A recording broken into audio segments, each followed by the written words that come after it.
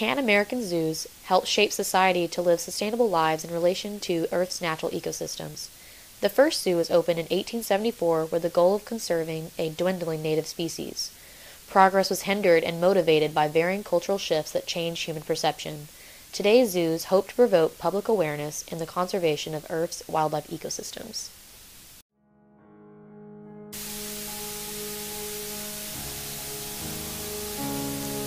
The American mindset during the 19th century was molded by the pull of Western expansion due to the promise of wealth and land, and the opportunities for growth due to technological improvements that characterized the Industrial Revolution. The expectation for immediate gratification shaped the way zoos would be viewed for 100 years. In 1974, American zoos were seen as distinctive marks of culture. The beautiful gardens were embedded with rows of cages to show varying species. The spectacle of the zoos can be understood in the language used to describe a bear fight in the Galveston Daily News in 1880.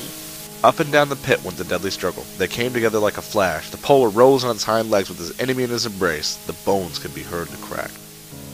Even though the zoos were set up to preserve wildlife, the lack of knowledge on how to care for species actually encouraged the stranglehold put on nature till a change of heart in the 1970s. The 70s marked a huge social upheaval due to an increase in knowledge, support for the underprivileged, and environmental awareness. The public clamor for environmental legislation sparked the government to take action. The most important aspect of zoo transformation was the laws passed during the Civil Rights Movement in the 1970s. The Animal Welfare Act of 1970, the Marine Mammal Protection Act of 1972, the Endangered Species Act of 1973 would forever impact our zoos. Each of us all across this great land has a stake in maintaining and improving environmental quality, clean air and clean water, the wise use of our land, the protection of wildlife and natural beauty, parks for all to enjoy. These are part of the birthright of every American.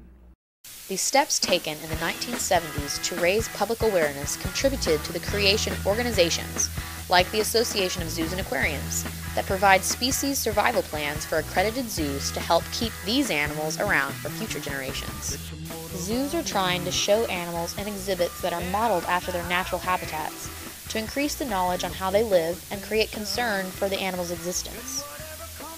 There are educational displays throughout zoos explaining how humans can impact animal habitats to increase the public knowledge on a sustainable lifestyle with the wild. Most zoos also offer outside education through preschools, camps, and internet websites to encourage the study of ecology. Zoos have huge potential. If you look at the volume of people that visit zoos, 140 million people visit EAZA zoos. That's a massive number of people to reach with a conservation message. In a 3-year study done in 2007, it was found that adult attitudes toward conservation was impacted by their visit to the zoo. It is this widespread ability of education that could cause the next wave of environmental awareness. If enough people begin to care about wildlife and have the ability to learn how to reduce the threats against wildlife and their habitats, then people could change the way they interact with their environment in a positive way.